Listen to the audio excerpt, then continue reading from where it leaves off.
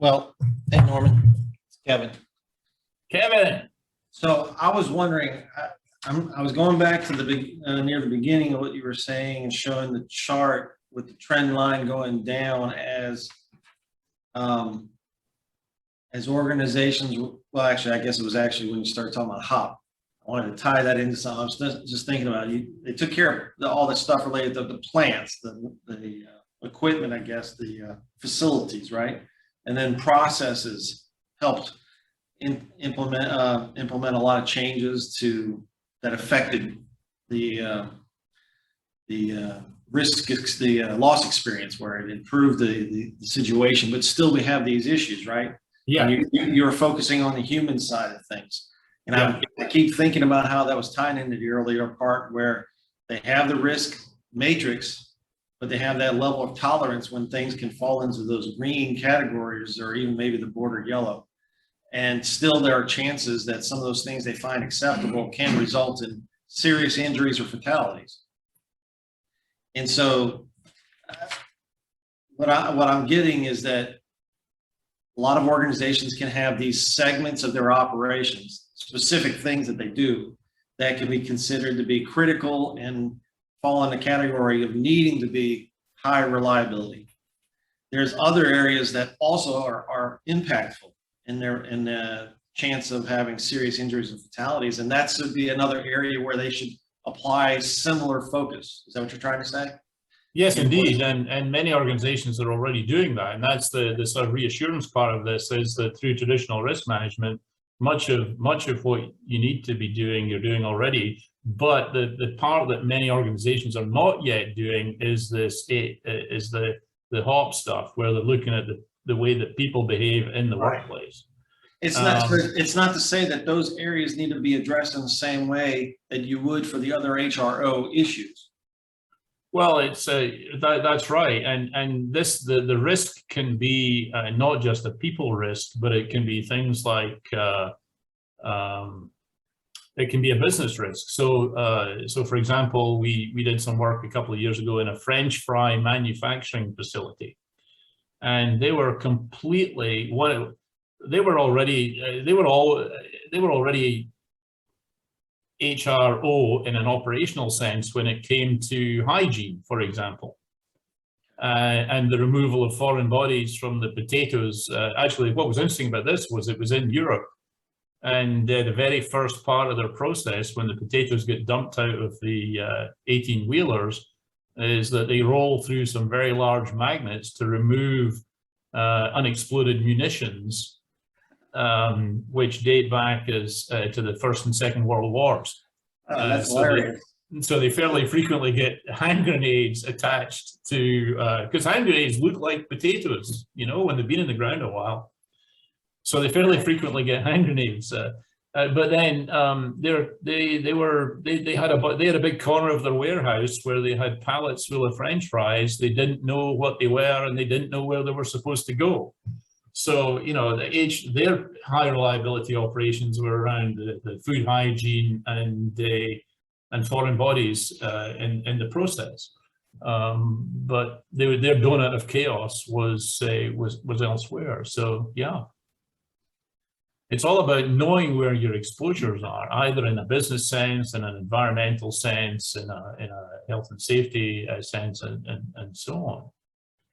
But yeah, it's interesting. I mean, it kind of goes to another area where I cause all kinds of trouble, which is when folks try and tell me that all incidents are preventable, and I throw the bull flag on that. There are at least 6 types that are not preventable, and we actually have this fairly large swathe of incidents that we don't try to prevent because we accept the risks. They're in the green. Yeah. And I agree with the concept of being reasonable. It's the same thing they talk about in defensive driving training about, preventable accidents that are preventable. You've done everything reasonable. Right. And that applies in a lot of categories of our lives, including what we're dealing with safety issues.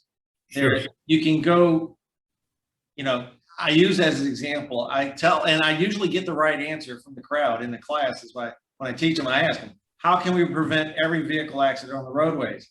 And I will usually have someone say, don't drive. And, and I'm like, that's it. But is that reasonable? Heck no, we got lives to lead, work to do. You can't. There's an acceptable level of risk, and because there are the inevitable things that will happen. But what I love is the tie-in you did with the top, talking about these human performance issues, because this is the same stuff they talk about all the time with the national safety councils, those big issues that we continue to drive against, to use that, drive against, is like aggressive driving, distracted driving, fatigued driving. And that gets me also to thinking about a lot of the things we talk about with the industries we deal with. I want to say it was maybe 4 years ago, almost 5 now. I remember seeing a presentation, I believe it was Dr. Mehta out of from A&M, was presenting on a study that they were doing about the effects of long-term shift work related to land-based and offshore drilling activities. And, you know, specifically offshore, you get those 14, 21, 28-day shifts, and the impact that, even though those people, you would think in many of their operations are considered to be probably high reliability, they have human failures because of the long-term additive effects of having so many days being consecutive that they're working those number of hours. And well, that's a great point. The 5 to 10 slips and lapses per hour is for someone who is not fatigued and not stressed. And so as a level of fatigue increases, so does the number of slips and lapses. Yeah, she had some great statistics about various major incidents that have occurred, including the statistics about, now I'm having a brain cramp. Hello. What was the drilling platform that went? Oh, there have been quite a few, actually. There are way more blowouts and loss of well control events. What was the BP one called? Oh, Macondo. Huh? Macondo? No, the other here in the Gulf. Yeah, that's Macondo. Deepwater Horizon, Macondo. That's it. Deepwater Horizon. Use a term I'm familiar with. Anyway. Well, hang on though. That's a tremendous piece of marketing there, because Deepwater Horizon is the name of the rig that belonged to the drilling company. Macondo is the correct name for it because that refers to BP. All right. Well, she had the information about the various people involved in that incident that were making decisions, and the impactfulness of how many days they had been on duty. 28, 31, 33. I'm thinking some of them were almost 40 days consecutive. And so the impact, the emphasis that they're trying to make in that study, obviously, is the impacts it makes to their decision making or lack of it. Like you say, these what is it called? Lapses and what? Slips and lapses. In particular, they're not necessarily making mistakes, but it's things they're not catching because they got equipment telling them stuff, and maybe they make poor decisions based on the information they're getting because they're not thinking properly. Right. If anyone's really interested in the effects of fatigue, Energy Safety Canada on their website, I'm all about free resources. Energy Safety Canada has a tremendous document about fatigue management that goes into this kind of stuff in quite some detail. One of my colleagues was involved in writing that, and it's a spectacular piece. It's actually, the problem with that sort of thing is it's very challenging to the way that we're used to working, because the answer is similar to heat stress, and that we know the answer to fatigue, we know the answer to heat stress, it just costs money. And the problem really is that money is not being made available to combat these things. What was that link for that one? Energy Safety Canada. Energy Safety. They have a fatigue. And I can get that. If anybody wants that, just drop me a note. And actually, if you send a note to info@vpsigroup.com, my Canadian colleague who was involved in writing that actually receives those emails. So it's always a good idea to take me out of the loop, and that would be a good way to do it. But yeah, there's this, I've really just scratched the surface of this stuff today, but it's where we need to go if we sincerely want to continue to improve the safety of the workplace. We need to be taking this stuff into account. Well, I've been seeing the last few years has been a much greater emphasis on SIFs and fatality, prevention. And I think you're right. I mean, these would be the more serious results of whatever those exposures we're seeing that are still present in our workplaces. Well, we need to be, we have to be a little more nuanced about it though, because it's a bit like the difference between an acute injury versus a chronic accumulation of harm. That we have to also be aware that a whole bunch of stuff that's not particularly serious has the same impact as one big thing that is really serious.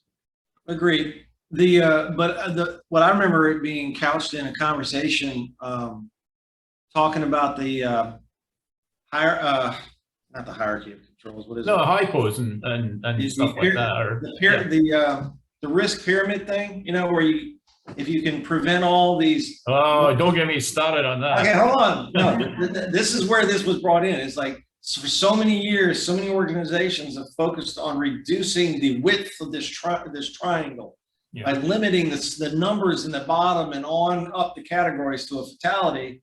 Whereas, unfortunately, there's many outliers because of operations that you don't have all those leading indicators of smaller close calls or smaller injuries. It just jumps right to a serious injury or fatality, boom. And that's where I guess I don't know how many years ago now, but that's kind of where I started hearing them talk about this. And I think it ties into this conversation.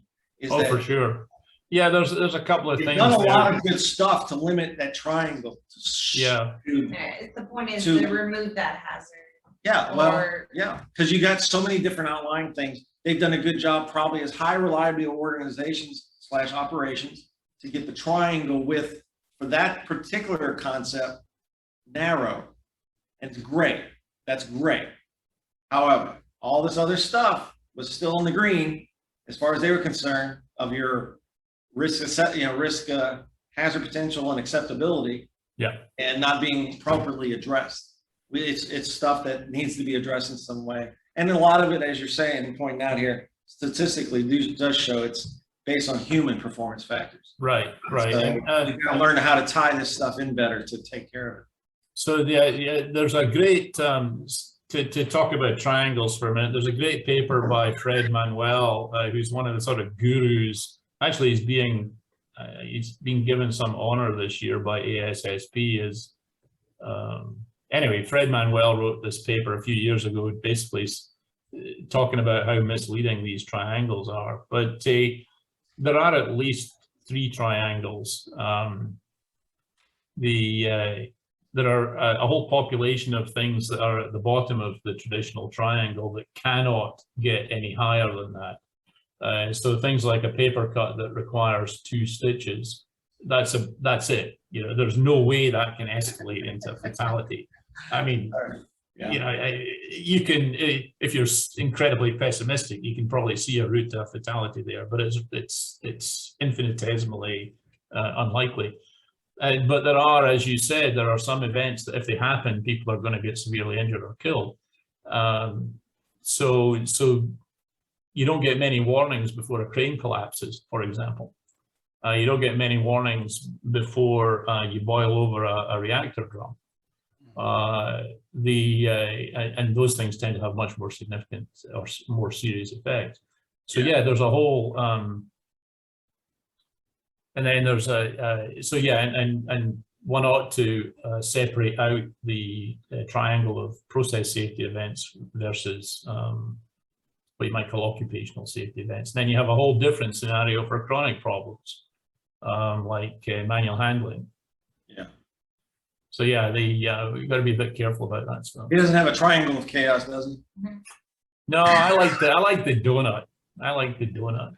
I feel like you still see a lot of those people, I don't wanna name the company, but the company I've been dealing with, the guy's been there 40 years. Yeah. It's like, no one's dying, so why should I change anything? And he might have a lot of value